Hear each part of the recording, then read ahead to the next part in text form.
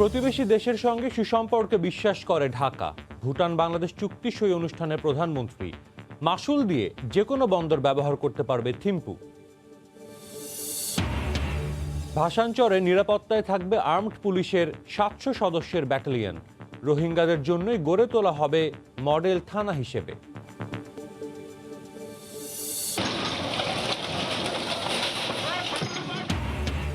BIWT এর উচ্ছেদ থেকে মুক্তি মেলেনি হাজী সেলিমের অবৈধ ভবনও। চুয়াড়ীঘাটে বুড়িগঙ্গার ভূমি উদ্ধার অভিযানে গুড়িয়ে দেয়া হয় ১.৫ শতাধিক স্থাপনা। এবং দেশজুড়ে ডাক বিভাগের মেইল সেন্টার নির্মাণের নামে ভদ্রের পুকুর চুরি। ৩৬৫ কোটি টাকা প্রকল্পে ২০ গুণ পর্যন্ত বেশি দেখানো হয়েছে যন্ত্রপাতির দাম।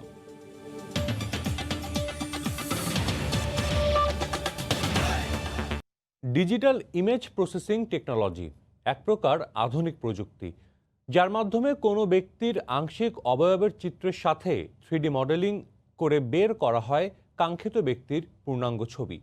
নানা সীমাবদ্ধতায় সিসিটিভির ফুটেজে কারো পুরো অবয়ব উঠে না আসলেও এভাবে শনাক্ত করা সম্ভব অপরাধী।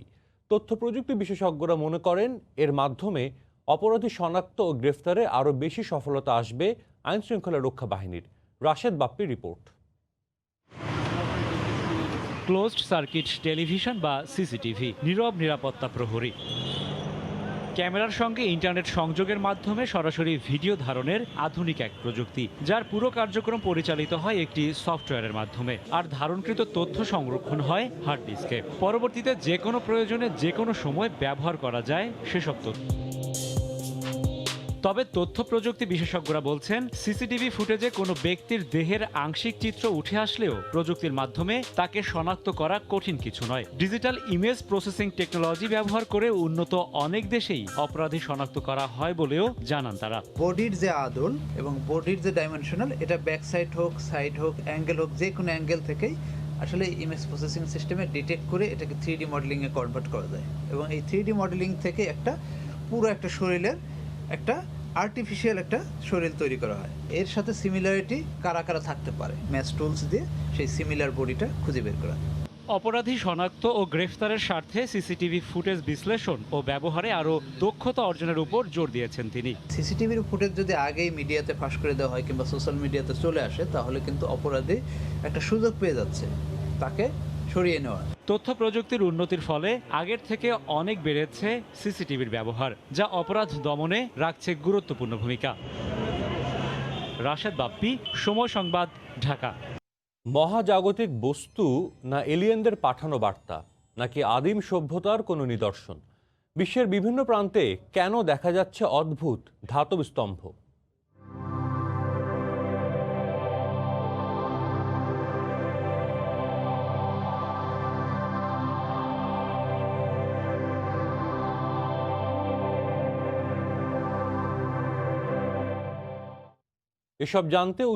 এসব প্রশ্নের উত্তর জানতে চোখ রাখুন সংবাদের শেষাংশে। সমৃদ্ধির জন্য বাংলাদেশ প্রতিবেশী দেশগুলোর সঙ্গে সুসম্পর্কে বিশ্বাস করে জানিয়ে প্রধানমন্ত্রী শেখ হাসিনা বলেছেন, আঞ্চলিক যোগাযোগের সম্পর্ক বাড়াতে পারলে এগিয়ে যাবে পুরো এই অঞ্চল। গতকাল সকালে ভিডিও কনফারেন্সে ভুটানের সঙ্গে অগ্রাধিকারমূলক বাণিজ্য চুক্তি বা পিটিএ স্বাক্ষর অনুষ্ঠানে একথা বলেন তিনি। এই চুক্তির ফলে ১০০টি পণ্যে শুল্কমুক্ত প্রবেশাধিকার পাবে বাংলাদেশ। আগামীতে ভুটান চাইলে সৈয়দপুর বিমানবন্দর সহ বাংলাদেশের যে কোনো নৌ বন্দর ব্যবহার করতে পারবে বলেও জানান সরকার প্রধান। প্রতিবেশী দেশ ভুটানের সঙ্গে বাংলাদেশের দ্বিপক্ষীয় সম্পর্ক বরাবরই অন্যান্য দেশের চেয়ে কিছুটা ভিন্ন মাত্রার। কেননা ৭১-এর মহান মুক্তিযুদ্ধে বিজয়ের ঠিক আগ মুহূর্তে ৬ ডিসেম্বর এই ভুটানই প্রথম দেশ হিসেবে স্বীকৃতি দিয়েছিল বাংলাদেশের স্বাধীনতা ও বিজয়কে। ঐতিহাসিক এই দিনেই দুদেশের সম্পর্ক আরও দৃঢ় করতে আয়োজন করা হলো অগ্রাধিকারমূলক বাণিজ্য চুক্তি বা প্রিফারেন্সিয়াল ট্রেড এগ্রিমেন্ট পিটিএ স্বাক্ষরের। রোববার সকালে গণভবন থেকে প্রধানমন্ত্রী শেখ হাসিনা ও থিম্পু থেকে ভিডিও কনফারেন্সে এই অনুষ্ঠানে যুক্ত ছিলেন দেশটির প্রধানমন্ত্রী ডক্টর লোটে শেরিং। ঢাকার ফরেন সার্ভিস একাডেমি প্রান্ত থেকে ভুটানের সঙ্গে অনলাইনে স্বাক্ষর হয় এই চুক্তি। এই চুক্তিটির ফলে বাংলাদেশের ১০০টি পণ্য ভুটানের বাজারে এবং ভুটানের ৩৪টি পণ্য বাংলাদেশের বাজারে শুল্কমুক্ত সুবিধা পাবে। Bangladesh is always very close to my heart. ভুটানের ঐতিহাসিক অকৃত্রিম সমর্থনের কথা উল্লেখ করে প্রধানমন্ত্রী বলেন, প্রতিবেশী দেশগুলোর সঙ্গে সম্পর্ক আরও গভীর করতে আগ্রহী Bangladesh. We endeavor to reach our goals. We want valuable cooperation of our friends and neighbors to strengthen our government's initiatives. বাংলাদেশের ফার্মাসিউটিক্যাল কোম্পানিগুলো ভুটানে নতুন সম্ভাবনা খুঁজতে পারে জানিয়ে শেখ হাসিনা দেশটিকে বাংলাদেশের নৌবন্দরগুলোর সুবিধা নেয়ার প্রস্তাব দেন। Our 3 ports, Chittagong, Mongla, Paira, any place Bhutan want, you can use it. I offer you to that. Our airport, Soedpur, it is also, we are developing as a regional airport. So for Bhutan, it is open. পরে শেখ হাসিনা ও লোটে শেরিং একসাথে cake কেটে ও logo উন্মোচন করে উদযাপন করেন দুই দেশের দ্বিপক্ষীয় সম্পর্কের ৫০ বছর পূর্তির ঐতিহাসিক ক্ষণ। দেবাশিস রায়, সময় সংবাদ, ঢাকা। বহুল আলোচিত নোয়াখালীর ভাসানচরের রোহিঙ্গাদের নিরাপত্তায় পৃথক থানার পাশাপাশি আর্মড পুলিশের ৭০০ সদস্যের সমন্বয়ে একটি ব্যাটালিয়ন করতে যাচ্ছে সরকার। আয়তন এবং জনসংখ্যার শর্ত পূরণ না হলেও শুধুমাত্র রোহিঙ্গাদের জন্য ভাসানচরকে বিশেষ মডেল থানা হিসেবেই গড়ে তোলা হবে। সাখাওয়াত টিপুর ক্যামেরায় বিস্তারিত জানাচ্ছেন কমল দে। সক্ষমতার মাত্র ১% রোহিঙ্গাকে নিয়ে আসা হয়েছে এই ভাসানচরে। এক্ষেত্রে সরকারি কর্মকর্তারা বলছেন পর্যায়ক্রমে ১ লাখ রোহিঙ্গার আবাসস্থল হবে এই ভাসানচর, আর তখন প্রয়োজন হবে নিরাপত্তা জোরদারের। এক্ষেত্রে সার্বিক নিরাপত্তায় নৌবাহিনী থাকলেও অভ্যন্তরীণ নিরাপত্তায় নিয়োজিত থাকবে পুলিশ সদস্যরা। প্রথম বহরে ভাসানচরে আশ্রয় পেয়েছে উখিয়ার কুতুপালং এবং বালুখালী ক্যাম্প থেকে আসা ১৬৪২ জন রোহিঙ্গা। আরও বেশ কিছু রোহিঙ্গা ভাসানচরে আসতে চায়। এই অবস্থায় ক্যাম্পের অভ্যন্তরে রোহিঙ্গাদের নিরাপত্তা নিশ্চিতে ভাসানচরকে পৃথক থানা গঠনের অনুমোদন দিয়েছে সরকার। সে সাথে আর্মড পুলিশের 2টি কোম্পানির সমন্বয়ে একটি ব্যাটালিয়ন গঠন করা হবে ভাসানচরের জন্য। সামগ্রিক নিরাপত্তার কথা চিন্তা করে আমরা সেখানে একটি পৃথক অ্যাপিবিএন ব্যাটালিয়ন প্রতিষ্ঠা করারও প্রস্তাব দিচ্ছি। সেখানে এসবির আলাদা ইউনিট থাকবে, নৌ পুলিশের আলাদা ইউনিট থাকবে। 1 লাখের বেশি রোহিঙ্গার জন্য নৌবাহিনী এখানে গড়ে তুলেছে 1440টি ব্যারেক, 120টি গুচ্ছগ্রাম এবং 120টি সাইক্লোন শেল্টার। প্রজ্ঞাপন জারি হলে শুরু হবে পুলিশের থানা এবং আর্মড পুলিশের ব্যাটালিয়ন স্থাপনের চূড়ান্ত কাজ। ভাসানচর হবে দেশের 5ম বিশেষ মডেল থানা। নিরাপত্তার জন্য জেলা police Noakhali, armed police battalion, DSB এবং এসবি ঢাকার মোট ৬৮ জন সদস্য কর্মকর্তা নিয়োজিত আছেন। বর্তমানে ভাসানচরে নতুন আশ্রয় পাওয়া রোহিঙ্গা ছাড়াও অন্তত 500 স্থানীয় বাসিন্দা এবং কাজের সূত্রে যাওয়া শ্রমিক রয়েছে। এনজিও কর্মকর্তারাও ভাসানচরে আসা যাওয়া বাড়িয়েছেন। আভ্যন্তরীণ নিরাপত্তা রক্ষা করার জন্য বাংলাদেশের নিয়ম অনুযায়ী পুলিশরাই করে থাকে এবং পুলিশ বাহিনী এখানে অবস্থান করবে, এটাই আমরা আশাবাদী। আমরা নৌবাহিনীর পক্ষ থেকে সহযোগিতা প্রদান করব। নোয়াখালী জেলার হাতিয়া উপজেলার অংশ এই ভাসানচরে 1 লাখ রোহিঙ্গাকে স্থানান্তরের জন্য গত 2 বছর ধরে কাজ করছেন নৌবাহিনীর সদস্যরা। নোয়াখালীর ভাসানচর থেকে কমল দে, সময় সংবাদ। ভোরের সময় আরও থাকছে। অবশেষে কমছে তরঙ্গের দাম। মন্ত্রণালয়ের অনুমোদন পেলেই 5G নিলামের সুবিধা পাবে মোবাইল অপারেটরগুলো, স্বল্প মূল্যে সেবা পাবেন গ্রাহকরা।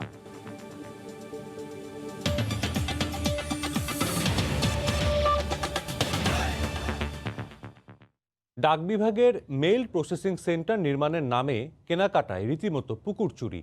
ঢাকা সহ সারা দেশে ৩৬৫ কোটি টাকা ব্যয়ে 14টি জেলায় মেইল সেন্টার নির্মাণের উদ্যোগ নেয় ডাক বিভাগ।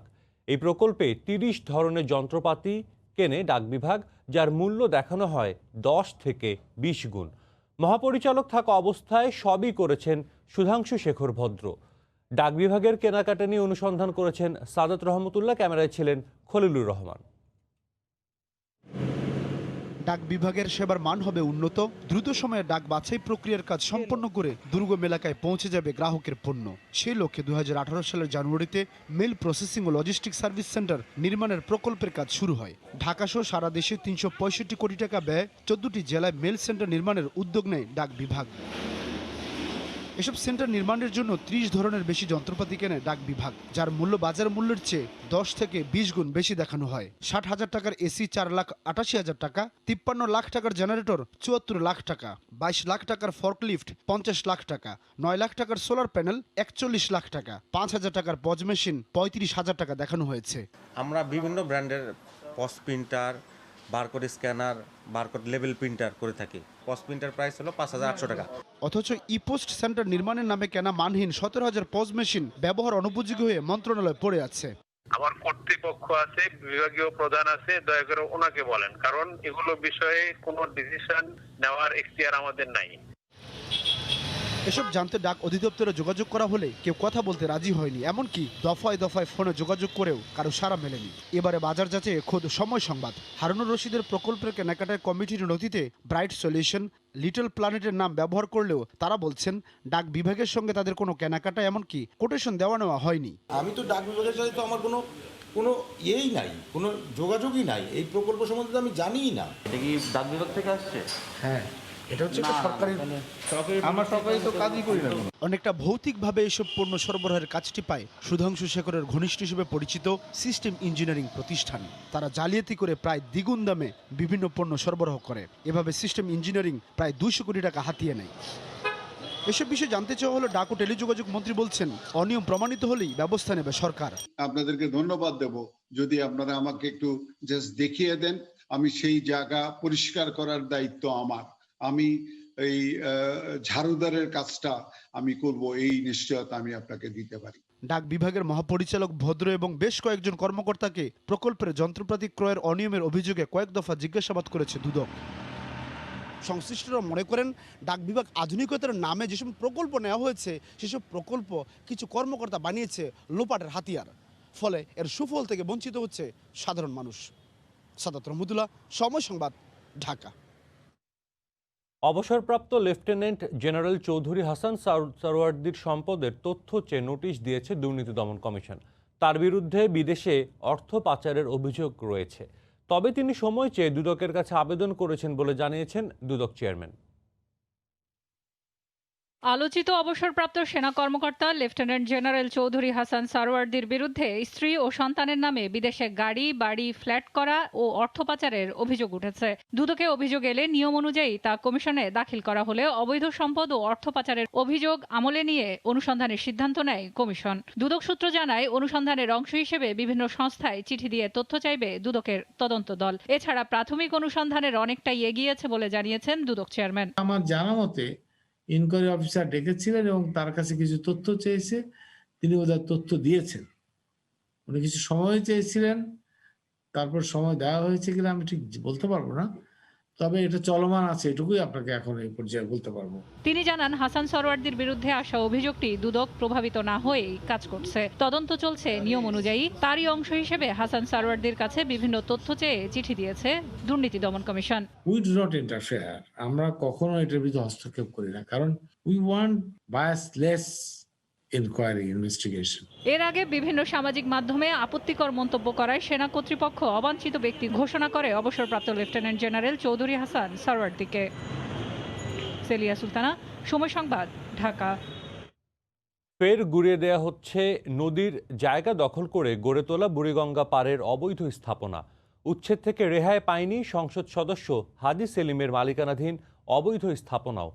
গতকাল সকালে বুড়িগঙ্গা পাড়ের সোয়ারিঘাট এলাকায় উচ্ছেদ অভিযান চালিয়ে ভেঙে দেয়া হয় 1.5 শতাধিক স্থাপনা। এ সময় অনেক দখলদার আগে ভাগেই নিজেরাই অবৈধ স্থাপনা সরিয়ে নেন। শক্তিশালী এক্সকাভেটর দিয়ে একের পর এক গুড়িয়ে দেওয়া হচ্ছে অসংখ্য অবৈধ স্থাপনা, যা বুড়িগঙ্গা পাড়ের সোয়ারিঘাট এলাকার বেড়িবাঁধের উত্তর পাশে নদীর জায়গা দখল করে গড়ে তুলেছিল অবৈধ দখলদার।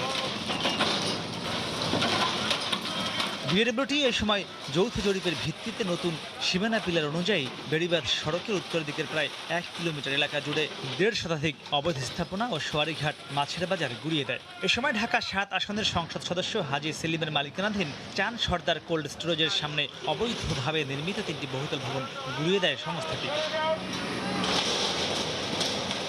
উচ্ছেদ থেকে বাঁচাতে নিজের লোকজন দিয়ে মদিনা ট্যাঙ্কের গুদামের বেশ কিছু অবৈধ অংশ স্থানীয় এমপি সরিয়ে নিলেও পরে বাকি অংশ গুড়িয়ে দেয় উচ্ছেদকারীরা।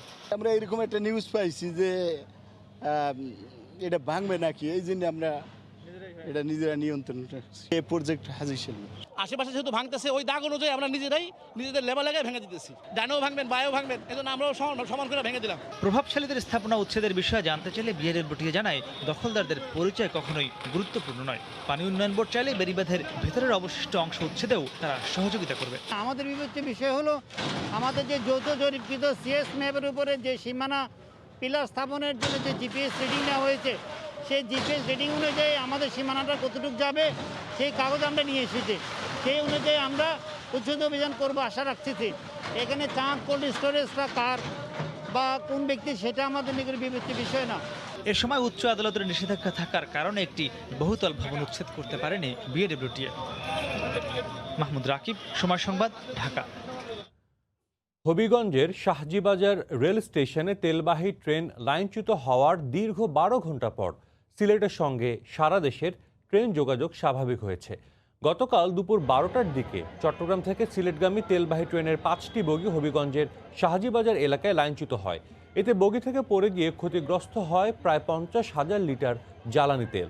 বন্ধ হয়ে যায় সিলেটের সঙ্গে সারা দেশের রেল যোগাযোগ। খবর পেয়ে আখাউড়া ও কুলাউড়া থেকে আসা দুটি উদ্ধারকারী ট্রেন বিকেলে ঘটনাস্থলে পৌঁছে কাজ শুরু করে। দীর্ঘ 12 ঘন্টা পর রাত 12টার দিকে লাইনচ্যুত হওয়া ট্রেনের বগিগুলো উদ্ধারের পর স্বাভাবিক হয় ট্রেন চলাচল।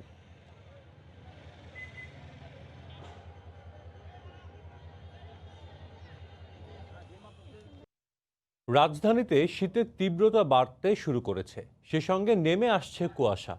এই মুহূর্তে রমনা পার্কে আছেন রিপোর্টার এমআর আমিন। সরাসরি চলে যাচ্ছি তার কাছে।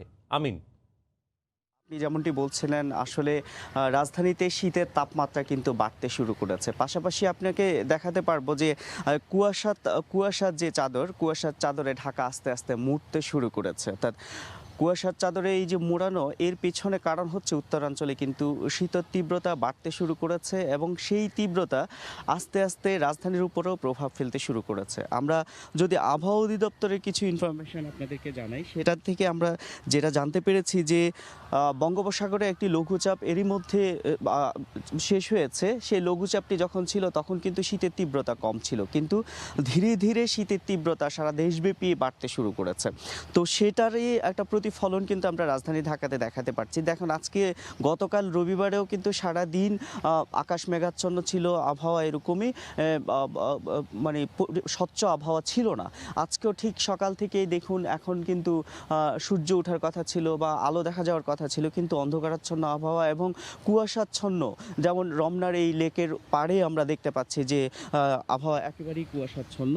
তো এই কুয়াশাচ্ছন্ন আবহাওয়ায় কিন্তু শীত একটু কম পড়ে, কিন্তু কুয়াশাটা কেটে গেলে শীতের মাত্রা কিন্তু বাড়তে শুরু করে। এর মধ্যে আবহাওয়া অধিদপ্তর আরও একটি বিষয় জানিয়েছে যে এই মাসের শেষের দিকে আরও কিছু লঘুচাপ হবে, যে লঘুচাপগুলো কেটে যাওয়ার পরেই বঙ্গোপসাগরে যে লঘুচাপ হবে সেই লঘুচাপগুলো কেটে গেলেই কিন্তু আবার কিন্তু এই ধরনের শীতের তীব্রতা বাড়তে শুরু করবে এবং কুয়াশার তীব্রতা দেখা যাবে। তো কুয়াশার তীব্রতার কারণে শীত একটু কম লাগলেও কিন্তু শীতের তীব্রতা বাড়তে পারে, সেটি কিন্তু আবহাওয়া অধিদপ্তর থেকে জানানো হয়েছে। আবহাওয়া অধিদপ্তর যেটি বলেছে যে মাসের শেষের দিকে দেশের উত্তরাঞ্চল, উত্তর পশ্চিমাঞ্চল এবং মধ্যাঞ্চলে 1 থেকে 2টি মৃদু শৈত্যপ্রবাহ তৈরি হতে পারে এবং এই মাসব্যাপী এই ধরনের একটা পরিস্থিতি চলতেই থাকবে, যেটি আবহাওয়া অধিদপ্তর থেকে বলা হয়েছে। কম হয়েছে এই মাসে যেটি হচ্ছে যে কিছু কিছু লঘুচাপ হচ্ছে এবং লঘুচাপের সময় কুয়াশা বৃদ্ধি পাচ্ছে, কুয়াশার পরই কুয়াশাটা কেটে গেলেই ঠান্ডার মাত্রা বেড়ে যাচ্ছে। এখন দেখছেন কিন্তু কুয়াশা চলছে, গতকাল সারাদিনও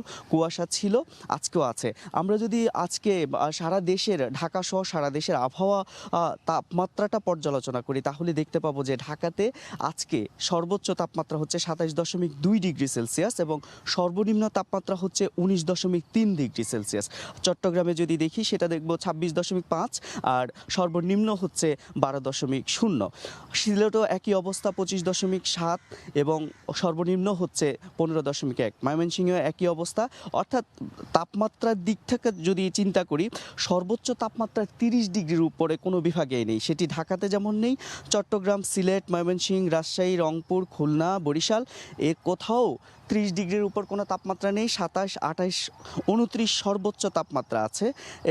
এইভাবে চলছে। আর সর্বনিম্ন তাপমাত্রা 14, 15 এইভাবে চলছে। অর্থাৎ ঢাকাতে আপনার 19.3, চট্টগ্রামে 12.0, সিলেটে 15.1, ময়মনসিংহে 14.8 এবং রাজশাহীতে 14.4, রংপুরে 15.1, 14.3 হচ্ছে খুলনাতে এবং বরিশালে 14.2। অর্থাৎ সর্বনিম্ন তাপমাত্রা 20 ডিগ্রির নিচে অবস্থান করছে সারা দেশের সব বিভাগে। সুতরাং এই তাপমাত্রার মধ্যে আবহাওয়া আস্তে আস্তে যে মানুষের মধ্যে হিমশীতল ঠান্ডা অনুভূত হবে এবং এই তাপমাত্রাটা যে শীতের তাপমাত্রা যে আস্তে আস্তে শীতের তাপ যে আরও শীতের যে অনুভূতি সেটা যে আরও বাড়তে থাকবে সেটি আবহাওয়া অধিদপ্তর কিন্তু নিশ্চিত করেছে এবং তার বাস্তব প্রতিফলন কিন্তু আমরা রাজধানীতেও দেখতে পাচ্ছি। আপনারা দেখতে পাচ্ছেন যে সকালে যারা রাস্তায় শরীরচর্চা করতে বেরিয়েছেন অর্থাৎ রমনা পার্কে এসেছেন তাদের গায়ে কিন্তু চাদর এবং শীতের পোশাক পরেই তারা এসেছেন এবং তাদের প্রত্যেকের সাথে আমরা কথা বলে যেটি তারাও আমাদেরকে জানিয়েছেন যে হ্যাঁ শীতের মাত্রা আস্তে আস্তে বাড়তে শুরু করেছে। দেখুন এখন কিন্তু বেলা হয়েছে, সূর্য উঠেছে কিন্তু সূর্যের তাপ রাজধানীর উপর সেভাবে পড়েনি এবং সূর্যের যে আলো পড়ার সাথে সাথে যেভাবে উজ্জ্বল আলো হওয়ার কথা ছিল সেটি হয়নি। না হওয়ার পেছনে যৌক্তিক কারণ হচ্ছে এখানে কুয়াশার চাদরে সব মুড়ে আছে। গতকাল রবিবার যে আবহাওয়ার যে অবস্থা ছিল সেই ধরনেরই অবস্থা এখনও রাজধানীর এই চত্বর অর্থাৎ রাজধানীর পুরো রাজধানী জুড়ে সেভাবেই আছে। আপনাকে আমরা যদি দেখাই, আমি রাতে ঘুরেছিলাম রাজধানীতে, সেখানে দেখেছি যে আপনার মানুষ শীতের তীব্রতার কারণে আগুন পোহাচ্ছে বিভিন্ন জায়গায়, যেমন কারওয়ান বাজারে দেখেছি, বিভিন্ন জায়গায় কর্মজীবী মানুষ। তো শীতের এই তীব্রতার কারণে আসলে সাধারণ যে শ্রেণী পেশার মানুষ তাদের কিন্তু একটু ভোগান্তিতে পড়তে হচ্ছে। যারা বের হচ্ছেন রাস্তার বাইরে আসছেন তাদেরকে বিভিন্ন ধরনের কর্মজীবী মানুষদেরকে ভোগান্তিতে পড়তে হচ্ছে। তো শীতের এই আবহাওয়া এই মাস ব্যাপী মাঝে মাঝে চলতে থাকবে বলে আবহাওয়া অধিদপ্তর থেকে জানানো হয়েছে। এই ছিল শীতের সর্বশেষ খবর। চলে যাচ্ছি স্টুডিওতে সাজিদের কাছে। সাজিদ, রাজধানীতে শীতের তীব্রতা বাড়তে শুরু করেছে রমনা পার্ক থেকে, সে খবরই জানাচ্ছিলেন সহকর্মী এমআর আমিন। ভোরের সময় আরও থাকছে। সড়ক উন্নয়নের কাজে ভরাট হয়ে যাচ্ছে কুমিল্লা নগরের বর্জ্য ও বৃষ্টির পানি অপসারণের প্রধান মাধ্যম কান্দি খাল। সুষ্ঠু পরিকল্পনার তাগিদ স্থানীয়দের।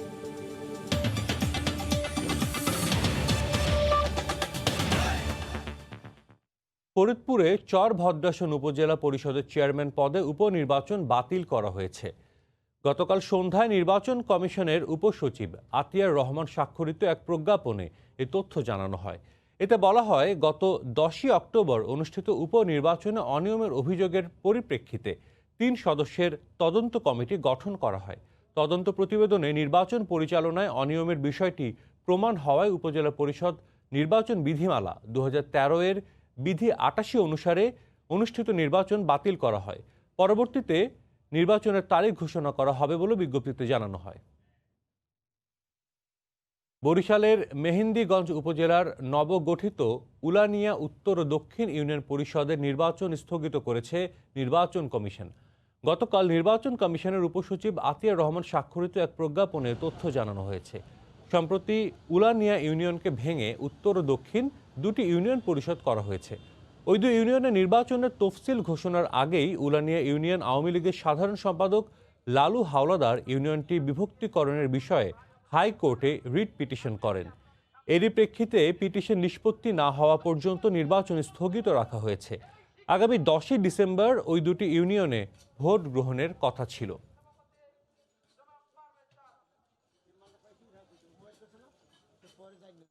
দীর্ঘদিন ধরে বেতন ভাতা দেয়া হয় না কর্মকর্তা কর্মচারীদের, সম্মানই পাচ্ছেন না কাউন্সিলররাও। বছরের পর বছর ঘুরেও জামানতের টাকা না পেয়ে ঠিকাদাররা ক্ষুব্ধ। সব মিলিয়ে প্রায় স্থবির গাইবান্ধার সুন্দরগঞ্জ পৌরসভা। এমন নানা অনিয়মের প্রশ্নে জামায়াতের ষড়যন্ত্রকে দায়ী করেন পৌর মেয়র। হেদায়েতুল ইসলাম বাবুর রিপোর্টে বিস্তারিত। টানা 1 বছর ধরে বেতন না পেয়ে মানবেতর জীবনযাপন করছেন সুন্দরগঞ্জ পৌরসভার স্থায়ী ও মাস্টার রোলের অর্ধশতাধিক কর্মচারী। 8 মাস ধরে সম্মানী থেকে বঞ্চিত কাউন্সিলররাও। এদিকে কাজ শেষে চূড়ান্ত বিল পেলেও জামানতের টাকার জন্য বছরের পর বছর ধরে পৌরসভায় ঘোরাফেরা করছেন ঠিকাদাররা। খুব দুর্বিষহ অবস্থার মধ্যে দিন পার করতেছি আমরা। প্রায় 11 মাস থেকে বেতন আমরা পাচ্ছি না। প্রায় 28 জন স্থায়ী কর্মচারী আছে, তাদের 12 মাস থেকে বেতন বকেয়া। আমরা ততদিন জানি যে যখন কাজ শেষ হবে তখন জামানতের টাকাটা পাবো। প্রায় 6 মাস থেকে ঘুরতেছি, আজকে দেই, 25 তারিখে দেবো, 28 তারিখে দেবো, এইভাবে আমাদের ঘুরিয়ে নিয়ে আসতেছি। এছাড়া বাস টার্মিনালের নামে মাটি ভরাট প্রকল্পে অনিয়ম সহ ইচ্ছেমতো জায়গা অন্য প্রতিষ্ঠানকে বরাদ্দ দেওয়ার প্রতিবাদে আন্দোলনে নেমেছেন পরিবহন শ্রমিকরা। মাটি ভরাটকে কেন্দ্র করে একাধিকবার টেন্ডার করা হয়েছে, কিন্তু কাজ কিছুই হয় নাই। 17-18 অর্থ বছরের এডিপি টেন্ডারের ওটা একটা মাটি ভরাটের বরাদ্দ ছিল, সম্ভবত 6,65,000 টাকার। এসব প্রশ্নে পৌর মেয়রের দাবি, কাউন্সিলর, কর্মচারী সহ জামায়াতের সাথে যুক্ত অনেকে তার বিরুদ্ধে ষড়যন্ত্র করছে। এটা পুরাটাই জামাতকে নিয়ে এবং এখানে আওয়ামী লীগের কিছু অংশ আছে হাইব্রিড নেতা, এদেরকে নিয়ে আমাকে ষড়যন্ত্র করছে আমার এই সুন্দরগঞ্জের পরিবেশকে নষ্ট করার জন্য। অন্যদিকে রাজনৈতিক কর্মসূচির নামে বিল ভাউচারে পৌরসভার ফান্ড থেকে পৌর পরিষদের সিদ্ধান্তে টাকা উত্তোলন সহ একাধিকবার একই প্রকল্পের নামে অর্থ আত্মসাতের অভিযোগও আছে। এদিকে সুন্দরগঞ্জ থেকে ফিরে আসার পর সম্মানিত করার নামে বিকাশ নম্বর চেয়ে প্রতিবেদককে ফোন করেন পৌর মেয়র। আমি আপনার ভাই না, একটু খালি প্লিজ নাম্বারটা বলেন। না ভাই, আমার বিকাশ নাম্বার নাই যে ভাইয়া। কালকে যে কোনো সময় দোকানে গিয়ে দিয়েন একটা, প্লিজ ভাইয়া। হেদায়েতুল ইসলাম বাবু, সময় সংবাদ, গাইবান্ধা। করোনা পরিস্থিতি কাটিয়ে ঘুরে দাঁড়িয়েছে নাটোরের ফ্রিল্যান্সাররা। আইটি ট্রেনিং সেন্টারগুলোতে প্রশিক্ষণ নিয়ে সেখানে কর্মসংস্থানের ব্যবস্থা করেছেন বেকার যুবকরা। এছাড়া বাড়িতে বসেই ল্যাপটপ ও ইন্টারনেটের সংযোগ নিয়ে ঘরে থেকে আয় করছেন অভিজ্ঞ ফ্রিল্যান্সাররা। ভালো আয়ের সুযোগ থাকায় এ কাজের ওপর আগ্রহ বাড়ছে শিক্ষিত যুবকদের। বিস্তারিত নাটোর প্রতিনিধি আল মামুনের পাঠানো তথ্য ও ছবিতে। করোনাকালীন ফ্রিল্যান্সিংয়ের কাজ কমে যায়, কিন্তু এখন সেটা বদলেছে।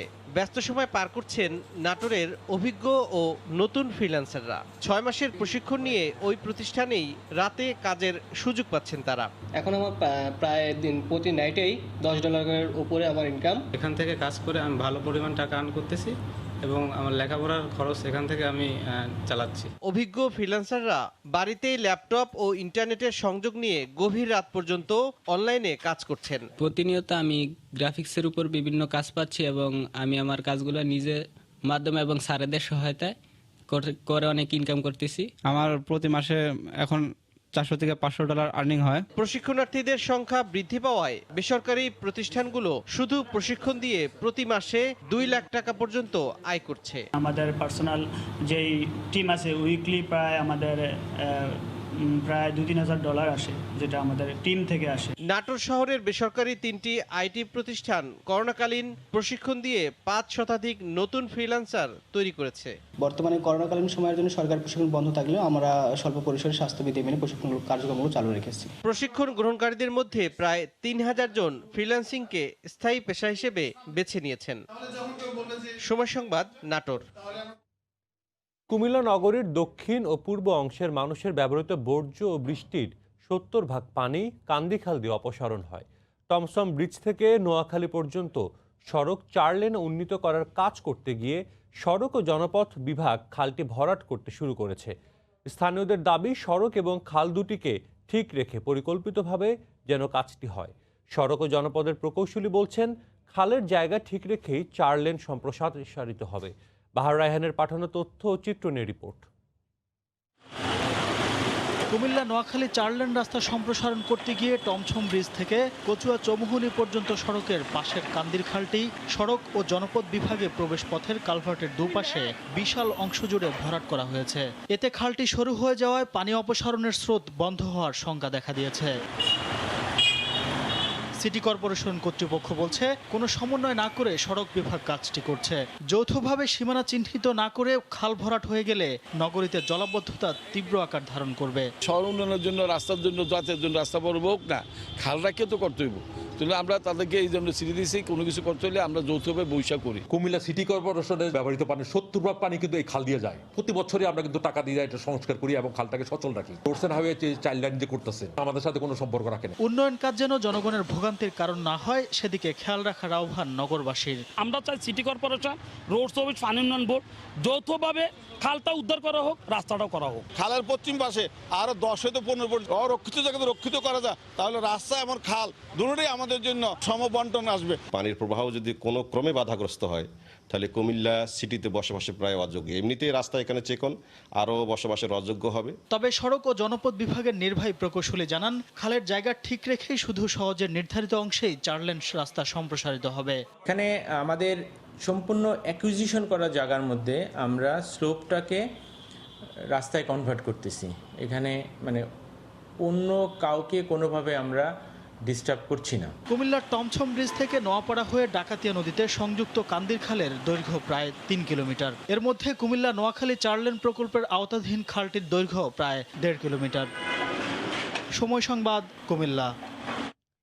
ঘন কুয়াশার কারণে বন্ধ রয়েছে শিমুলিয়া বাংলাবাজার নৌরুটে ফেরি চলাচল। যানবাহন নিয়ে মাঝ নদীতে আটকা পড়েছে 7টি ফেরি। পারাপারের অপেক্ষায় রয়েছে আরও 4 শতাধিক যানবাহন। এই মুহূর্তে মুন্সিগঞ্জের শিমুলিয়া ঘাটি এলাকায় রয়েছেন নাসিরউদ্দিন উজ্জ্বল। বিস্তারিত জানতে সরাসরি চলে যাচ্ছি তার কাছে। সাজিদ, এই যে কুয়াশার চাদরে কিন্তু পুরো নৌপথ ঢেকে গিয়েছে এবং এই ফেরি চলাচল বন্ধ হয়ে যাবার কারণে কিন্তু এই যে পিছনে দীর্ঘ গাড়ির লাইন পড়ে গেছে এবং এই পর্যন্ত অর্ধসহস্রাধিক গাড়ির দুপারে পারাপারে অপেক্ষা করছে বলে আমাদের বিআইডব্লিউটিসি জানিয়েছে। এবং এখানকার যে শিমুলিয়া বাংলাবাজার ফেরি রুট, সেখানে রাতে কিন্তু 2টা থেকে যে বন্ধ হয়ে আছে, এরপরে কিন্তু এখনও চালু করা যায়নি। এবং শিমুলিয়া ঘাটে যে এই গাড়ির বহর বাড়ছে এবং ওপারে যে বাংলাবাজার, সেখানেও কিন্তু গাড়ি বাড়ছে কিন্তু ফেরি চলাচল করতে পারছে না। এবং বিআইডব্লিউটিসি বলছে যে এই ঘাট থেকে যে ছেড়ে যে ফেরিগুলো গিয়েছিল, এরকম অন্তত 7টি ফেরি কিন্তু মাঝ নদীতে নোঙর করে আছে এবং কনকনে শীতে সহস্রাধিক যাত্রী সেখানে কষ্ট করছেন। এবং এই যে কুয়াশার কারণে যে ফেরি চলাচল উপযোগী করবার জন্য কয়েক বছর আগেই কিন্তু কিছু ফেরিতে ফগ লাইট লাগানো হয়েছিল এবং বিআইডব্লিউটিসি বলছে যে এরকম এই বহরে যে 14টি ফেরি আছে, এর মধ্যে একটি মাত্র ফেরিতে ওরকম ফগ লাইট লাগানো আছে, সেটি রোরো ফেরি বীরশ্রেষ্ঠ জাহাঙ্গীর। সেটি কিন্তু রাত্র 1:30 বাজে ওই এপার থেকে ছেড়ে যাওয়ার পর রাত্র 1:30টায় এই বাংলাবাজার ঘাটে নোঙর করেছে, কিন্তু সেটি কিন্তু এরকম ঘন কুয়াশায় চলাচল উপযোগী নেই বলে সেটি কিন্তু আর ছেড়ে আসতে পারেনি। সে কারণে কিন্তু অনেক পরিবার পরিজন নিয়ে আমরা দেখছি যে চরম দুর্ভোগ পোহাচ্ছে এই কনকনে শীতের মধ্যে। এবং আমরা এখানকার যে পরিস্থিতি সেটা আমরা দেখছি যে এই যে ঢাকা মাওয়া শিমুলিয়া ঘাটের যে রোড, সেখানে কিন্তু লাইট জ্বালিয়ে অনেক যানবাহন এখনও আসছে এবং রাতেও এসেছে, যে কারণে এই ঘাটের দুর্ভোগ বেড়ে গেছে। এখন বিআইডব্লিউটিসি যেটা বলছে যে গেলকাল প্রায় 7.25 ঘন্টা পরে কিন্তু সকাল 11:15টার দিকে ফেরি চলাচল শুরু হয়েছিল। এখন আজকের অবস্থা কি হয় সেটা এখনো বলা যাচ্ছে না। এবং আমাদের এখানকার যে বিআইডব্লিউটিসি কর্মকর্তারা বলছেন যে কুয়াশার চাদর এত ঘন যে খুব কাছের জিনিসও দেখা যাচ্ছে না এবং বয়াবাতি কিছুই সংকেত দেখা না যাবার কারণে কিন্তু দুর্ঘটনা এড়াবার জন্য এই ফেরি চলাচল পুরোপুরি বন্ধ করে দেওয়া হয়। এবং তারা বলছেন যে যেই ফেরিগুলো নদীতে নোঙর করে আছে তাদের সঙ্গে যোগাযোগ হলেও তারা নিরাপদে আছেন। এবং সেখানে এখানকার যে আইন শৃঙ্খলা রক্ষাকারী বাহিনী বলছেন যে মাঝ নদীতে নোঙর করা ফেরিগুলোর যাতে কোনো সমস্যা না হয় সেজন্য তাদের ব্যবস্থা আছে। তারপরও নদীর অবস্থা এরকম যে খুব কাছের জিনিসও কিন্তু দেখা যাচ্ছে না, সে কারণেই কিন্তু সমস্যা দেখা দিয়েছে। এবং এই যে কনকনে শীত এবং শীতের মধ্যে যারা ওখানে আছেন তাদের খাদ্য নিরাপত্তা এবং অন্যান্য বিষয়গুলো কিন্তু সমস্যা রয়েছে, শিশু রয়েছে, সেখানে নারী রয়েছে। তো এরকম পরিস্থিতি পরিস্থিতি মোকাবেলা করবার জন্য যে এই যাত্রী সাধারণ বলছেন যে এখন এই আধুনিকায়ন যে অবস্থা, এর মধ্যে বিশ্বের অনেক জায়গায় কিন্তু এই ফগ লাইট দিয়ে ফেরি বা অন্যান্য নৌযান চলাচল করতে পারে, কিন্তু আমাদের এখানকার যে ফেরিগুলোকে সেগুলোকে আধুনিকায়ন করবার দাবি কিন্তু তারা তুলেছেন। এবং দেশের যে সবচেয়ে গুরুত্বপূর্ণ এই ফেরি রুট এখন শিমুলিয়া এই বাংলা বাজার, যেটি কদিন আগেও কাঁঠালবাড়ি ছিল, যেটিকে স্থানান্তর করে নেওয়া হয়েছে এই পদ্মা সেতু নদী শাসনের কারণে বাংলা বাজারে। এবং সেখানে কিন্তু দক্ষিণাঞ্চলের যে 21টি জেলার প্রবেশদ্বার এই রুটটি, এবং এই রুটের যে গুরুত্ব অনুযায়ী কিন্তু তারা দাবি করেছেন যে এখন এই শীতের প্রবাহ বাড়ছে এবং এতে ঘন কুয়াশাও বাড়বে, কিন্তু দ্রুত সময়ের মধ্যে সেই ব্যবস্থা করা। এবং তারা বলছেন যে পদ্মা সেতু যেটি এই 41টি স্থানের মধ্যে 40টি বসে গেছে এবং পূর্ণাঙ্গ পদ্মা সেতু দৃশ্যমান হবে, তারপরে এটি চালু হতে হতে অন্তত বছরখানেক লেগে যাবে। এই সময়ের মধ্যে যে তাদের দুর্ভোগ সেটি লাঘব করবার জন্য কিন্তু তারা দাবি জানিয়েছেন। এবং এই যে শিমুলিয়া বাংলা বাজার ফেরি রুটের যে ঘন কুয়াশায় ফেরি বন্ধ এবং মানুষের দুর্ভোগ, এই ছিল সর্বশেষ। ঘন কুয়াশার কারণে বন্ধ রয়েছে শিমুলিয়া বাংলা বাজার নৌরুটে ফেরি চলাচল। যানবাহন নিয়ে মাঝ নদীতে আটকা পড়েছে প্রায় 7টি ফেরি। সে খবরই জানাতে আমাদের সঙ্গে যোগ দিয়েছিলেন নাসিরউদ্দিন উজ্জ্বল। ভোরের সময় আরও থাকছে। বড়দিন ও নববর্ষ সামনে রেখে উৎসব মুখর জার্মানি সহ পুরো ইউরোপ। টিকাদান শুরু হলেও ঝুঁকিমুক্ত হবে না উদযাপন, সংক্রমণ আরও বাড়ার শঙ্কা।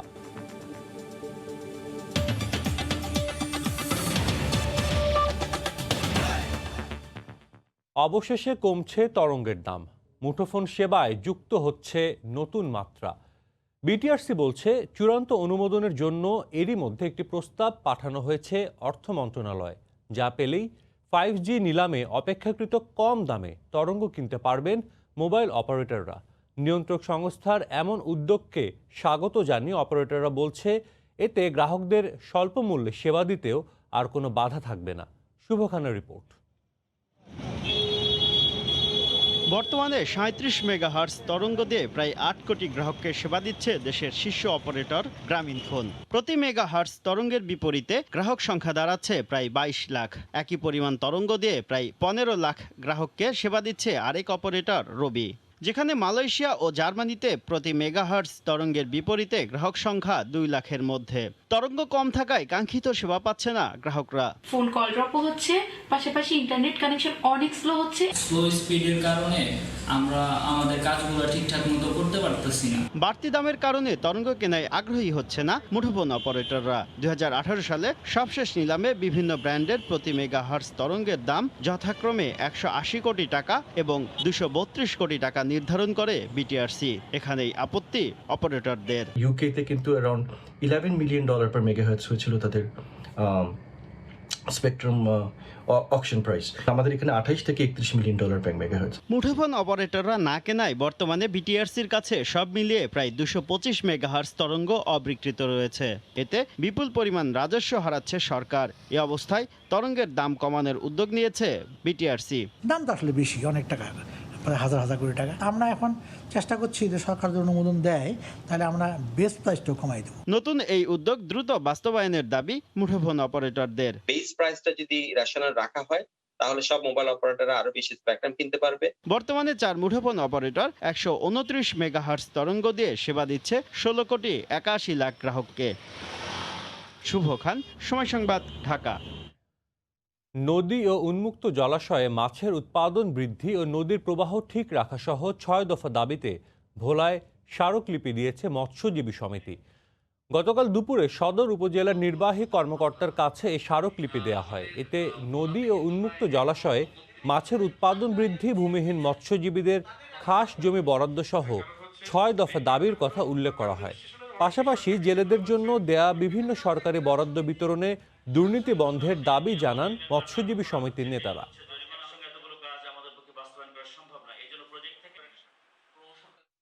বছরের পর বছর অব্যবস্থাপনাতে আটকে আছে রাজধানীর বাজারগুলো। এখনও গড়ে ওঠেনি পণ্য ওঠানামার নির্দিষ্ট কোনো স্থান। তাই তো রাতের বেলায় দেশের বিভিন্ন অঞ্চল থেকে আসা ট্রাকের মালামাল নামানো হয় রাস্তা বন্ধ করে। কামরুল হাসান সবুজের রিপোর্ট। রাতের ঢাকার এই ব্যস্ততা দিনের ঢাকাকে সেবা দিতে। দেশের বিভিন্ন অঞ্চল থেকে আসা ট্রাক থেকে নামছে ছাগল, মাছ, মুরগি, সবজি সহ নগর জীবনে দরকারি নানা পণ্য, যা পূরণ করবে রাজধানীবাসীর দিনভরের চাহিদা। যদিও মহামারীকালে পুষ্টির যোগানদাতাদের কোনো নজরই নেই নিজেদের স্বাস্থ্য সুরক্ষায়। কারণ বাজার থেকে এই মাল যাবো যাত্রাবাড়ি, আমরা এই কাজ করি, লিভারি কাজ করি, ভিতরে জাম দেখে রাস্তায় উঠাইতেছে। রাত 11টা থেকে 7টা পর্যন্ত সকাল, দিনে ঘুমাই। এই রাস্তাগুলো আমরা মাল যখন লামাই আধা ঘন্টার যে সাফা হয়ে যায়, শরীর ভিজা দেন, পুরো শরীর ভিজা রয়েছেন, তখন মাছ রাখবো এইভাবে। এসব শ্রমিকরা রোজ রাতেই এমন কর্মব্যস্ত হয়ে ওঠেন। ট্রাক থেকে তড়িৎ গতিতে পণ্য নামাতে হয় তাদের, কারণ কয়েকশো বছরের পুরনো এই শহরে এখনো গড়ে তোলা সম্ভব হয়নি পণ্য ওঠানো ও নামানোর পরিকল্পিত কোনো ব্যবস্থা। তাই তো ভরসা রাতের ফাঁকা রাস্তা। মাছ নামালে তো গাড়ি তো লাগবেই, এখানে তো রাস্তা, যদি পার্কিং এর জায়গা থাকতো তাহলে সুবিধা হইতো। ফাঁকা মাঠের মধ্যে বা একটা আলাদা স্থান হলে এটা তো সুবিধা, সকলের জন্য সুবিধা। ঘুমন্ত নগরীতে একদম যে ঝুট ঝামেলা ছাড়াই কাজ শেষ করা যাচ্ছে, ঠিক তাও না। এখন রাস্তাঘাট সিঙ্গেল হয়েছে না, যানজট তো হবে। এই জায়গাটা অনেক জাম হয়ে জায়গা এই আরোদের কারণে। সমস্যা তো হচ্ছে, দেখতেছেন তো, কাঁচা বাজার টাজার ঢোকে, দিনে কম হয় আর রাতেই চাপ বেশি হয় গাড়ি। বাজার ব্যবস্থাপনার এই অসঙ্গতির কারণে 24 ঘন্টায় একবারই রাজধানীতে পণ্য সরবরাহ করা সম্ভব হয়। নগর সভ্যতায় পণ্য ওঠানামা করার জন্য সুনির্দিষ্ট স্থান বা সুব্যবস্থা কতটা যে জরুরি তা বোঝা যায় এসব জায়গায় দাঁড়ালে। যেখানে একদিকে নাগরিক জীবনের গতি বাড়াতে বাস্তবায়ন করা হচ্ছে মেগা মেগা সব প্রকল্প, ঠিক তারই পাশে গতি রোধ করে পূরণ করা হচ্ছে নিত্যদিনের নাগরিক চাহিদা। কামরুল হাসান সবুজ, সময় সংবাদ, ঢাকা। মানিকগঞ্জে ঐতিহ্যবাহী তরা ঘাটে জমে উঠেছে নানা ধরনের মাছ বেচাকেনা। এই মুহূর্তে সেখানে আছেন সহকর্মী ইউসুফ আলী। বিস্তারিত জানতে সরাসরি চলে যাচ্ছি তার কাছে।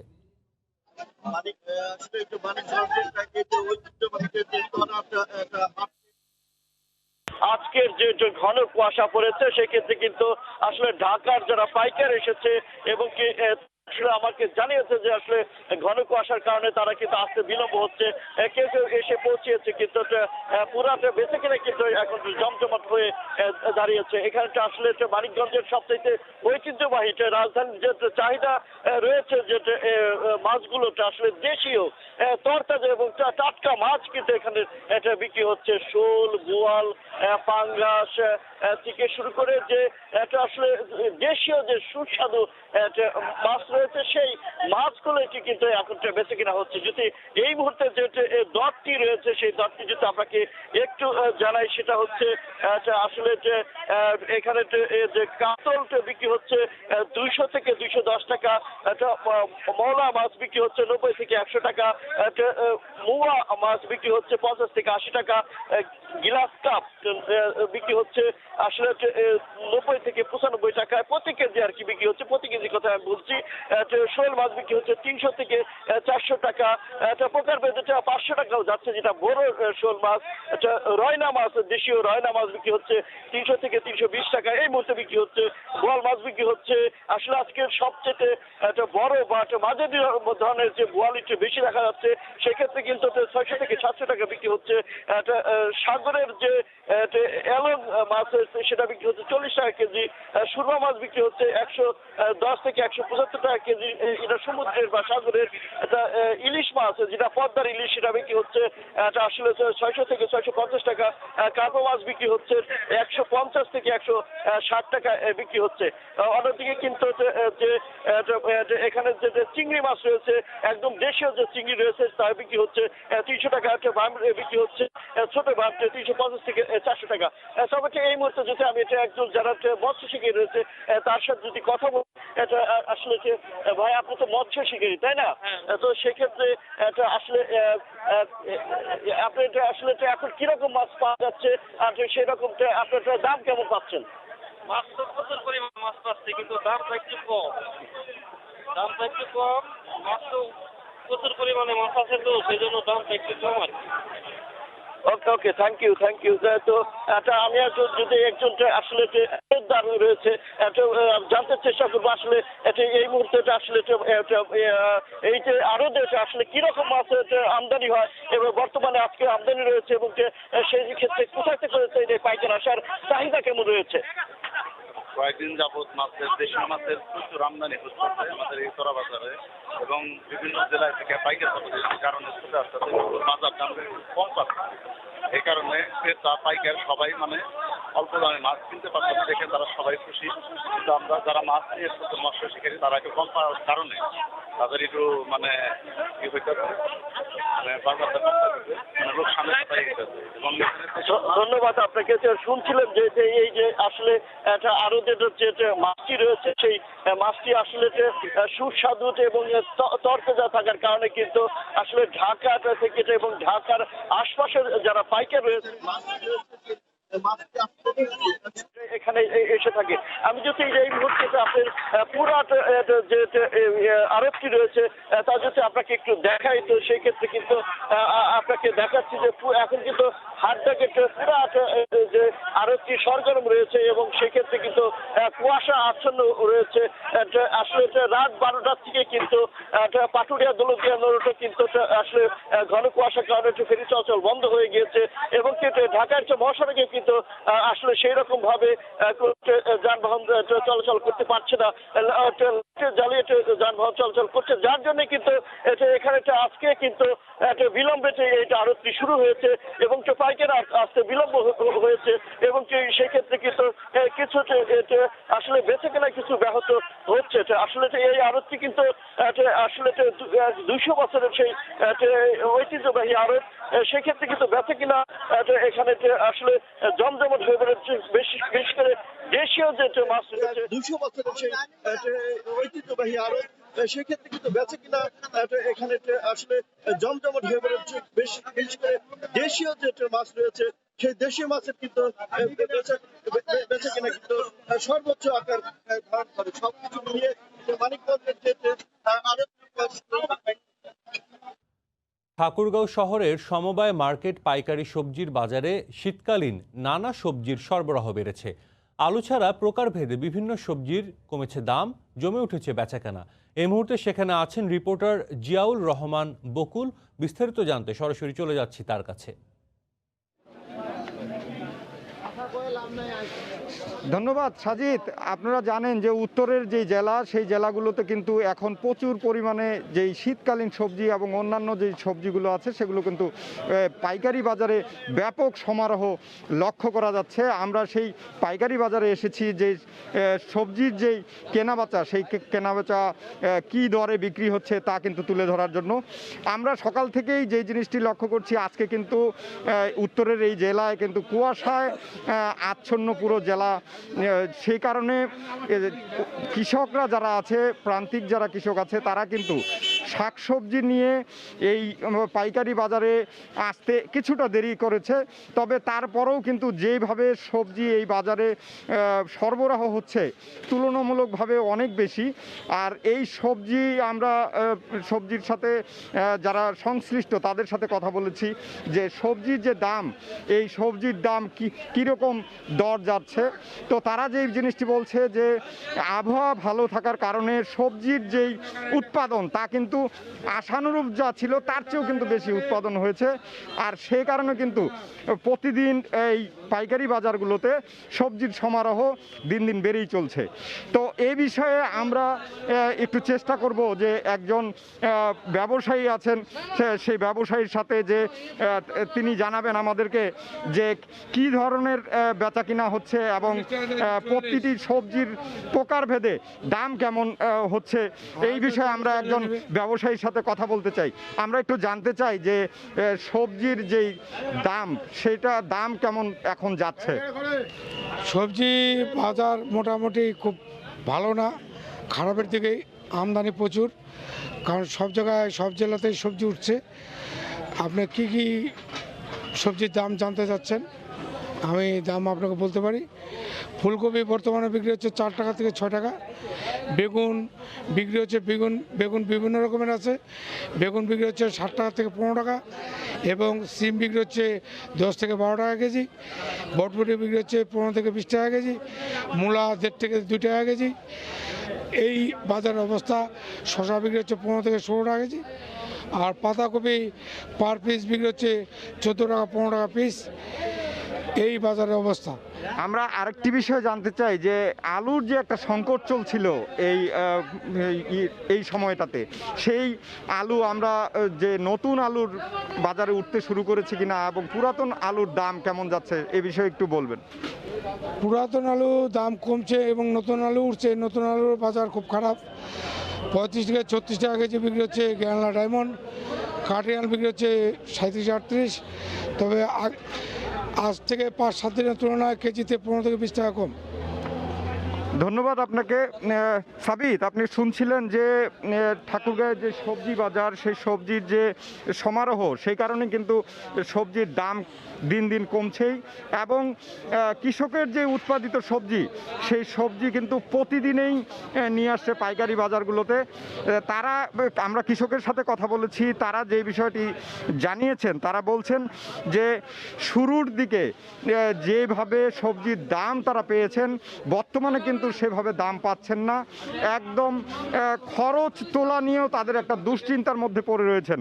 তারা যে বিষয়টি বারবার বলছেন যে এখন যেভাবে সবজি যেই দামে বিক্রি হচ্ছে, তা খরচ উঠানো কিন্তু তাদের মধ্যে একটা দুশ্চিন্তার মধ্যে পড়েছেন।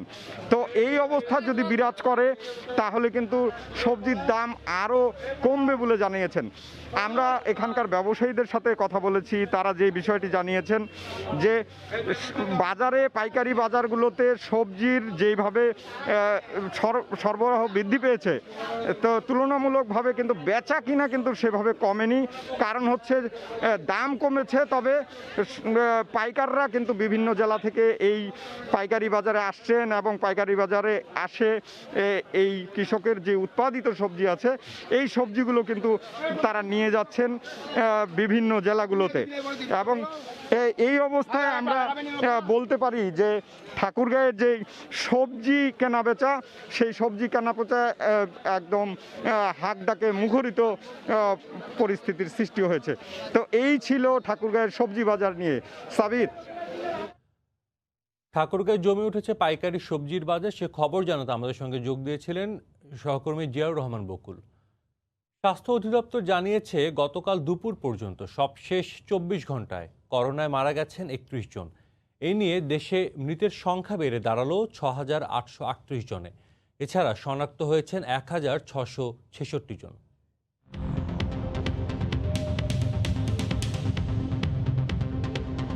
গত 24 ঘন্টায় করোনার নমুনা পরীক্ষা করা হয়েছে 13,218 জনের। এ পর্যন্ত মোট করোনার পরীক্ষা করা হয়েছে 28,63,169 জনের। গত 24 ঘন্টায় নতুন শনাক্ত হয়েছেন 1,666 জন। এ নিয়ে দেশে মোট শনাক্তের সংখ্যা 4,77,545 জন। গত 24 ঘন্টায় মারা গেছেন 31 জন। এখন পর্যন্ত করোনা আক্রান্ত হয়ে মারা গেলেন 6,838 জন। করোনা থেকে গত 24 ঘন্টায় সুস্থ হয়েছেন 2,552 জন। এ পর্যন্ত সুস্থ হয়েছেন 3,95,960 জন।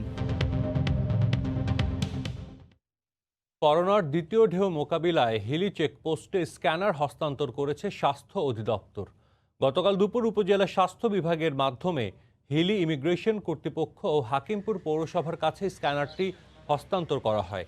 এ সময় হাকিমপুর উপজেলার নির্বাহী নূরে এ আলম, উপজেলা চেয়ারম্যান হারুনুর রশিদ হারুন ও স্বাস্থ্য কর্মকর্তা ডাক্তার তৌহিদ সহ পৌর মেয়র জামিল হোসেন উপস্থিত ছিলেন। তাপমাত্রা নির্ণয়ের জন্য স্ক্যানারটি চেকপোস্টে বসানো হবে বলে জানান সংশ্লিষ্ট কর্মকর্তারা।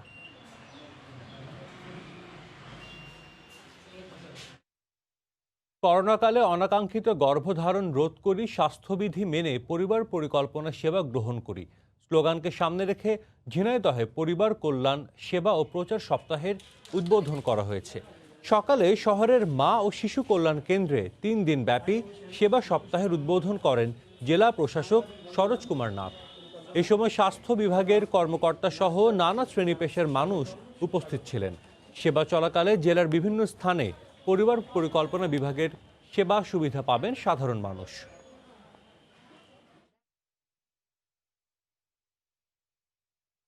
করোনা মহামারীর মধ্যেও বড়দিনকে সামনে রেখে উৎসব মুখর জার্মানি সহ পুরো ইউরোপ।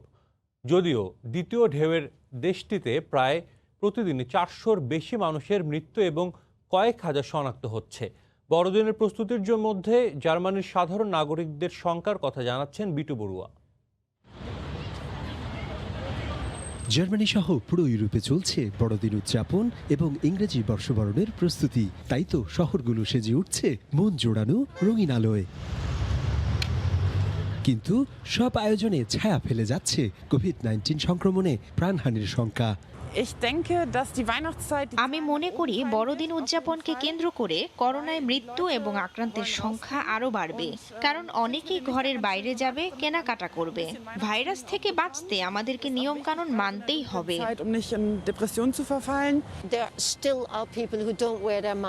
কেনাকাটা করতে আসা অনেকেই দায়িত্বশীল মনে হলো না। প্রচুর মানুষ রাস্তায়, অনেকে আবার মাস্ক পরেনি। আমি তাদের এড়িয়ে চলতে চেষ্টা করেছি। কি আর করা বলুন। এদিকে ডিসেম্বর মাসেই প্রত্যাশিত করোনার টিকা কার্যক্রম শুরু হলেও এত অল্প সময়ে সবাইকে ভ্যাকসিনের আওতায় এনে ঝুঁকিহীন বড়দিন উদযাপন সম্ভব নয় বলে মনে করছেন স্থানীয়রা। ডিসেম্বরের আগেই টিকা দেয়া হয়ে গেলে ভালো হতো, কিন্তু টিকা দেওয়ার সাথে সাথেই তো আর করোনা কমবে না। সুতরাং সামাজিক দূরত্ব বজায় রেখে ক্রিসমাস উদযাপনের কোনো বিকল্প দেখছি না আমি। করোনার কঠোর বিধিনিষেধের মধ্যেও বড়দিন এবং নতুন বছরকে বরণের আয়োজনে দেশটির অর্থনীতির পালে সুবাতাসকে শুভ লক্ষণ বলছেন বিশেষজ্ঞরা। খ্রিস্ট ধর্মাবলম্বীদের বড়দিনের উৎসব এবং নতুন বছরকে বরণ উপলক্ষে জার্মানি সহ পুরো ইউরোপ সেজেছে রঙিন আলোতে। একই সাথে করোনাও কেড়ে নিচ্ছে অসংখ্য মানুষের জীবন প্রদীপ, যে প্রদীপের আলো হয়তো পড়বে না কিংবা জ্বলবে না এই জনপদে। জার্মানির বার্লিন থেকে বিটু বড়ুয়া, সময় সংবাদ। মহাজাগতিক বস্তু না এলিয়েনদের পাঠানো বার্তা, নাকি আদিম সভ্যতার কোনো নিদর্শন? বিশ্বের বিভিন্ন প্রান্তে হঠাৎই চোখে পড়ার পর উধাও হয়ে যাওয়া ধাতব স্তম্ভ নিয়ে রহস্য যেন ক্রমেই আরও ঘনীভূত হচ্ছে। যুক্তরাষ্ট্রের ইউটা অঙ্গরাজ্যের মরু অঞ্চলে খোঁজ মেলার পর একই ধরনের ধাতব স্তম্ভ দেখা গেছে ক্যালিফোর্নিয়ায়। গেল সপ্তাহে রোমানিয়াতেও সেটি দেখা যাওয়ার 3 দিনের মাথায় উধাও হয়ে যায় বলে খবর পাওয়া গেছে।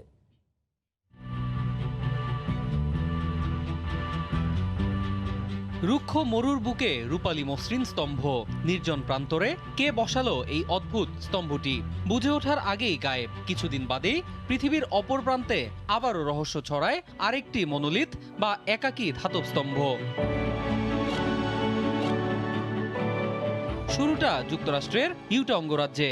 18 নভেম্বর রেড রক কাউন্টির ডেজার্টে প্রথম চোখে পড়ে এটি। কদিন না যেতেই একই ধরনের বস্তু দেখা যায় ক্যালিফোর্নিয়ার দক্ষিণাঞ্চলে। স্যান ফ্রান্সিসকো এবং লস অ্যাঞ্জেলেসের মধ্যবর্তী দুর্গম পাহাড়ি এলাকায় কে বা কারা এটি রেখে গেছে তার কোনো কুলকিনারা করতে পারেনি কর্তৃপক্ষ।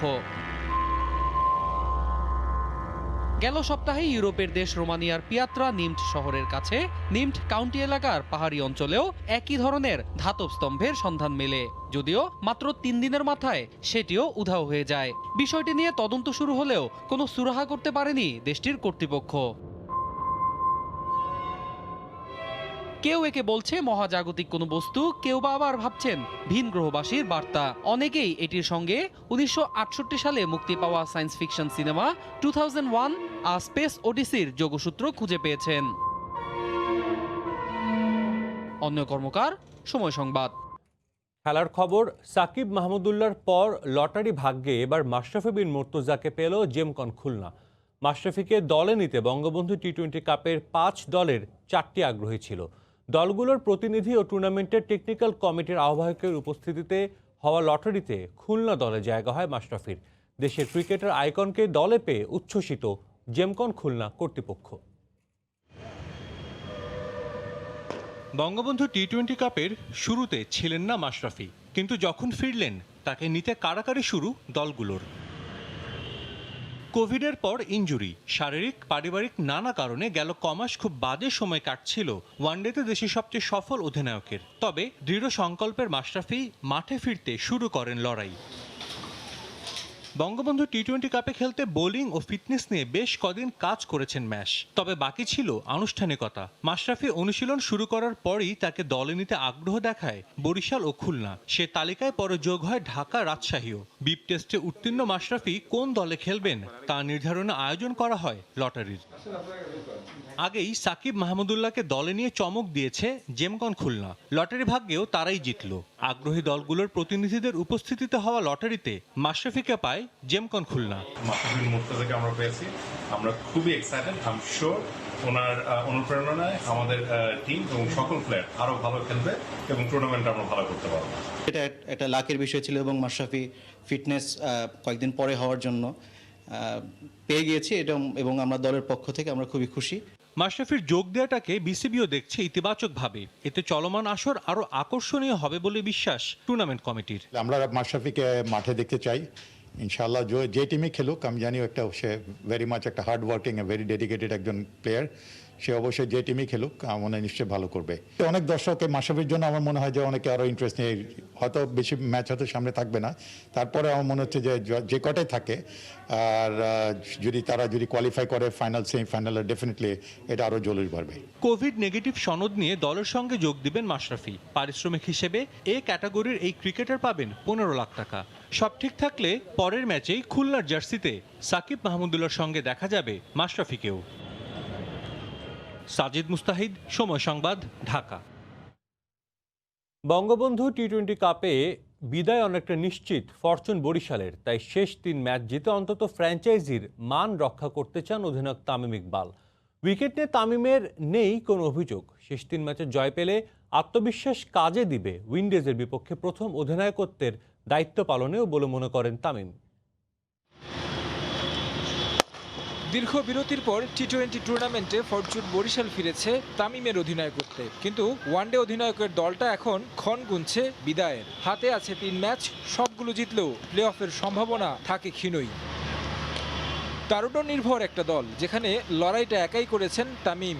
যদিও প্রশ্ন আছে ওয়ানডে অধিনায়কের ব্যাটিং মেজাজ নিয়ে, তারপরেও চেষ্টার শেষটা ছিল তার ব্যাটেই। বঙ্গবন্ধু টি-20 কাপে বরিশালের সম্ভাবনা অস্তমিত, তাই শেষ 3 ম্যাচে ভালো করে উপহার দিতে চান ফ্র্যাঞ্চাইজির মালিকদের। আমরা যদি নেক্সট 3টা ম্যাচই ভালো করতে পারি তাহলে অবশ্যই আমাদের একটা ভালো চান্স থাকবে কোয়ালিফাই করার।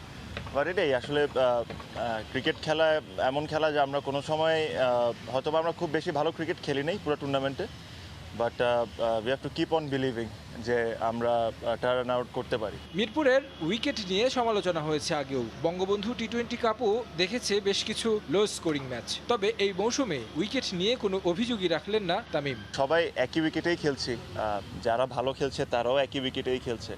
উইকেট আমি কোনো সময় এক্সকিউজ দিই না। আমার কাছে মনে হয় যে আমরা এক্সপিরিয়েন্সড এনাফ সবাই যে যদি উইকেট ডিফিকাল্ট হয় তাহলে ওই ডিফিকাল্ট উইকেটে কিভাবে খেলা যায়। জানুয়ারিতে ওয়েস্ট ইন্ডিজের বিপক্ষে হোম সিরিজ খেলবে বাংলাদেশ, আর এই সিরিজ দিয়েই ওয়ানডে অধিনায়কত্ব অধ্যায় শুরু হবে তামিমের। যখন একটা টিম হয়তোবা খুব একটা বেশি ভালো করছে না, এটার থেকে অনেক কিছু শেখার থাকে, বাট দ্য মেন ইম্পর্টেন্ট যে জিনিস হলো আমি এটার থেকে শিখছি কি শিখছি না। এখান থেকে যদি আমরা কাম ব্যাক করতে পারি, specially in the next 3 games, it will be a good thing for the team and for myself as well. টি-20 কাপে নিজের পারফরমেন্স নিয়েও পুরো সন্তুষ্ট নন তামিম। প্রত্যাশা ছিল বড় ইনিংস খেলার।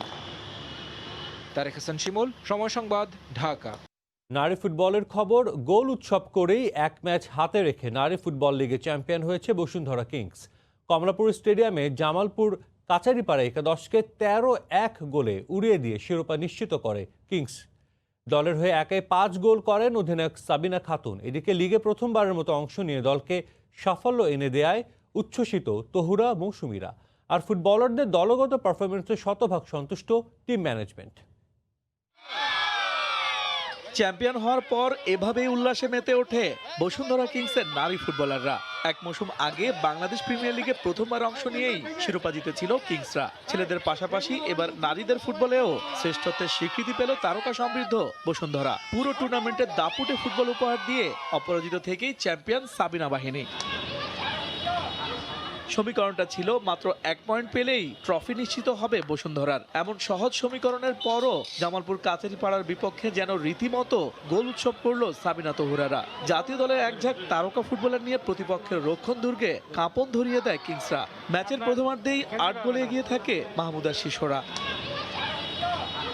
এরপর দ্বিতীয়ার্ধেও কিংসের ঝড়ে লন্ডভন্ড জামালপুর কাচারিপাড়া। দলের বড় জয়ে অধিনায়ক সাবিনা 5টি, তহুরার হ্যাটট্রিক, স্বপ্নার জোড়া গোল আর 1টি করে গোল করেছেন নার্গিস, মারিয়া ও শিউলি। এদিকে এবারের লিগে 11 ম্যাচে সর্বোচ্চ 30 গোল করে রোমাঞ্চিত বসুন্ধরা কিংসের অধিনায়ক সাবিনা খাতুন। সেই সাথে লিগে প্রথমবারের মতো অংশ নিয়ে দলকে সাফল্য এনে দেয় উচ্ছ্বসিত তহুরা মৌসুমীরা। অ্যাজ এ টিম ওয়ার্ক আমরা শুরু থেকেই কোচিং স্টাফ সহ প্লেয়ার সহ আমাদের এইম ছিল যে আমরা চ্যাম্পিয়নশিপ বসুন্ধরা কিংসকে দিব এবং সেটাতে আমরা সফল। সো আমরা ফাইনালি আমরা এটা করতে পেরেছি। আর একমাত্র আমাদের টিমই যেখানে হচ্ছে ম্যাক্সিমাম প্লেয়ারের হচ্ছে নিজস্ব গোল আছে, সো এটা আমাদের জন্য একটা অনেক বড় প্রাপ্তি। আমাদের যেটা লক্ষ্য ছিল প্রথমের দিক দিয়ে একটু ডাউন হলেও আমরা আবার এটা রিকভার করছি ইনশাল্লাহ। সো আমাদের লক্ষ্য যেটা ছিল চ্যাম্পিয়ন হওয়া, আমরা এসব লক্ষ্যে পৌঁছেছি। এদিকে পুরো টুর্নামেন্টে দলের ইতিবাচক পারফরমেন্সে সন্তুষ্ট টিম ম্যানেজমেন্টও। একটা ভালো চারাকে নার্সিং করে কিন্তু ভালো ফলানো যায় আর কি, লাইক এরকমই। আমাদের ভালো কোচিং স্টাফ আছে, সবাই মিলে কাজ করে আমরা সেই জায়গাটাতে পৌঁছাতে পারছি বিধায় আজকে আমাদের রেজাল্টটা অনেক হাতের কাছে চলে আসছে। আমরা আমাদের সাধ্যমতো চেষ্টা করেছি এবং আমরা সবচেয়ে ভালো গোল এভারেজে এবং প্রত্যেকের বিষয়ে জয় হয়ে গেছে, চ্যাম্পিয়ন হয়েছে, এটা আমরা ডিজার্ভ করি। নিজেদের শেষ ম্যাচে এফসি উত্তরবঙ্গের বিপক্ষে মাঠে নামবে বসুন্ধরা কিংস। দীপু, সময় সংবাদ, ঢাকা। টাঙ্গাইল জেলা স্টেডিয়ামে অনুশীলন করছেন তরুণ ফুটবলাররা। এই মুহূর্তে সেখানে আছেন রিপোর্টার কাদের তালুকদার। বিস্তারিত জানতে সরাসরি চলে যাচ্ছি তার কাছে। সাজিদ, ধন্যবাদ। আপনি জানেন যে এই যে করোনাকালীন যে সময়, সেই করোনাকালীন সময় পার করে আবারও সরগরম হয়ে উঠেছে টাঙ্গাইলের ক্রীড়াঙ্গন স্টেডিয়ামে। ইতিমধ্যেই দেখতে পাচ্ছেন যে এই যে যারা উঠতি বয়সী তরুণ খেলোয়াড় রয়েছে, তরুণ খেলোয়াড়দের কিন্তু এই যে হাঁক ডাক শুরু হয়েছে, তাদের অনুশীলন শুরু হয়ে গেছে। ইতিমধ্যেই আপনি দেখতে পাচ্ছেন যে এই যে টাঙ্গাইল যে স্টেডিয়ামটি রয়েছে, সেই স্টেডিয়ামে এই যে যারা তরুণ খেলোয়াড় রয়েছে, সেই তরুণ খেলোয়াড় প্রায় অর্ধ শতাধিক তরুণ খেলোয়াড় ইতিমধ্যেই কুয়াশা ভেদ করে তারা কিন্তু এখানে চলে এসেছেন। তারা ওয়ার্ম আপ করছেন, তারা নানানভাবে তারা প্র্যাকটিস করছেন। এই প্র্যাকটিস করে তারা কিন্তু তাদের শারীরিক যে ফিটনেস, সেই ফিটনেস ধরে রাখার চেষ্টা করেছেন। তাদের সাথে আমি কথা বলেছিলাম, তারা আমাদেরকে যে বিষয়টি অবহিত করেছে সেটি হচ্ছে যে তারা এই যে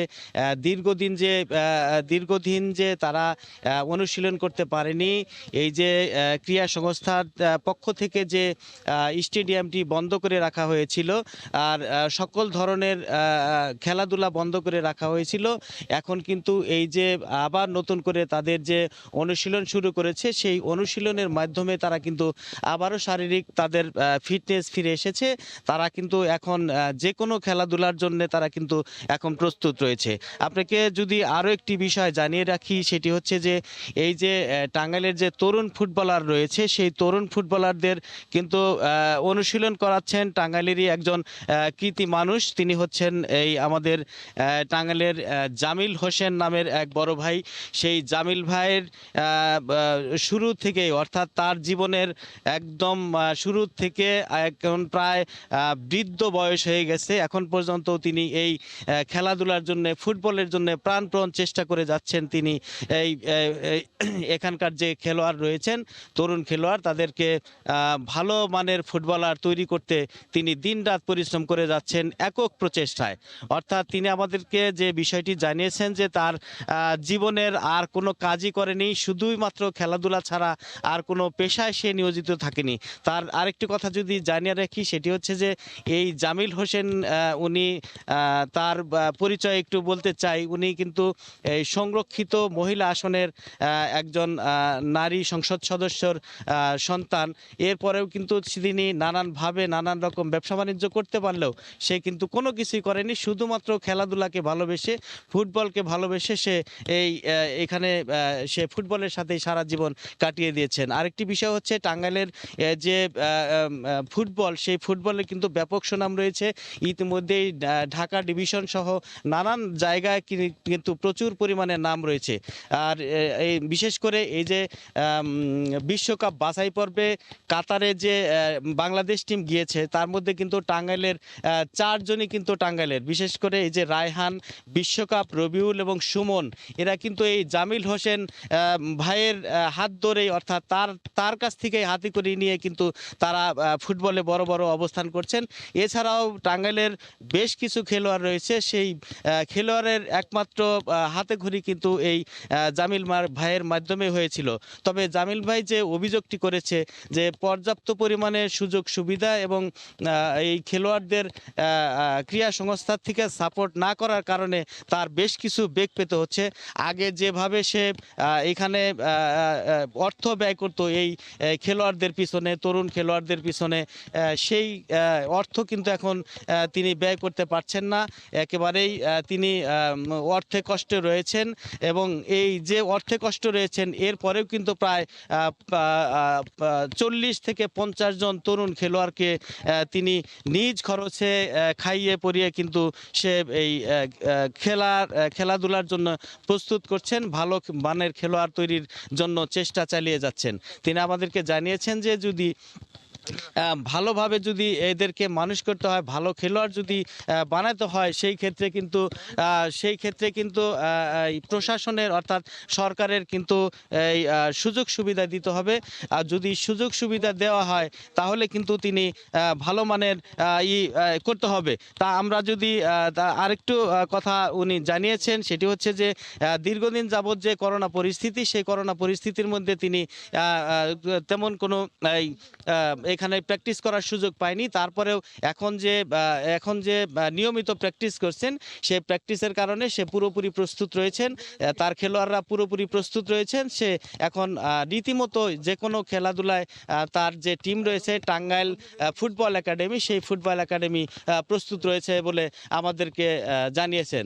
তো এই ছিল আমার কাছ থেকে টাঙ্গাইলের যে স্টেডিয়াম রয়েছে, টাঙ্গাইল স্টেডিয়ামের ফুটবল খেলোয়াড়দের বিস্তারিত তথ্য। সাজিদ। টাঙ্গাইল জেলা স্টেডিয়ামে অনুশীলন শুরু করেছেন তরুণ ফুটবলাররা, সে খবর জানাচ্ছিলেন আমাদের রিপোর্টার কাদির তালুকদার।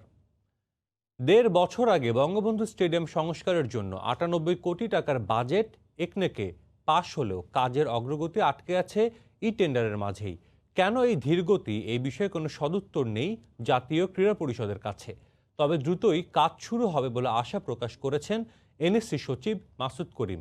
এসএম ইকবালের রিপোর্টে বিস্তারিত। বঙ্গবন্ধু স্টেডিয়ামের কংক্রিটের এই গ্যালারি আবারও বর্ণিল হবে রঙিন চেয়ারে। রোদ বৃষ্টিতে কষ্ট করে আর ম্যাচ দেখতে হবে না দর্শকদের। অত্যাধুনিক শেডে ছেয়ে যাবে গোটা স্টেডিয়াম। মরচে পড়া মশাল কিংবা বঙ্গবন্ধুর মুরালটাও ফিরে পাবে পুরনো চেহারা। এমনই পরিকল্পনা হাতে নিয়ে গেল বছরের জুনে পাশ করা হয় আন্তর্জাতিক এই স্টেডিয়ামটির সংস্কার বাজেট, কিন্তু এখনও তা আলোর মুখ দেখেনি। শুরুতে জাতীয় ক্রীড়া পরিষদের পরিকল্পনা ছিল স্পোর্টস স্থাপনা নিয়ে কাজ করে এমন কোনো ঠিকাদারি প্রতিষ্ঠানের কাছে দায়িত্ব তুলে দেওয়ার। এজন্য খোঁজ খবরও লাগিয়েছিল এনএসসি, কিন্তু কি কারণে সেখান থেকে সরে গিয়ে টেন্ডারের পথে নীতি নির্ধারকরা সে কারণ অজানা।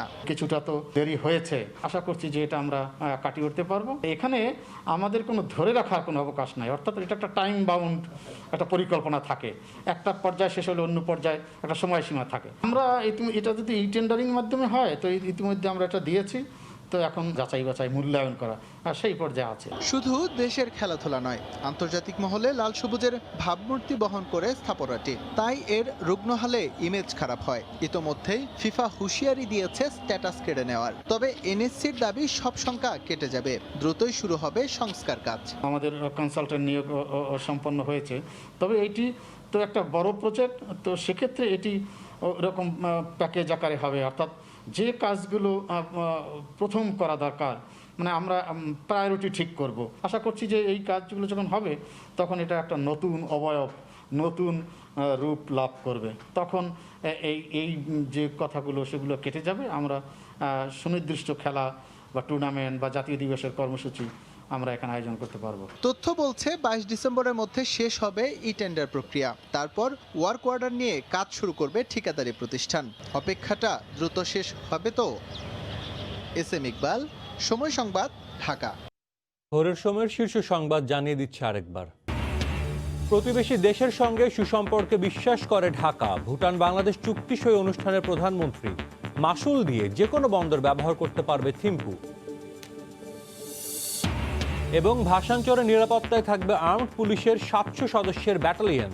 রোহিঙ্গাদের জন্যই গড়ে তোলা হবে মডেল থানা হিসেবে।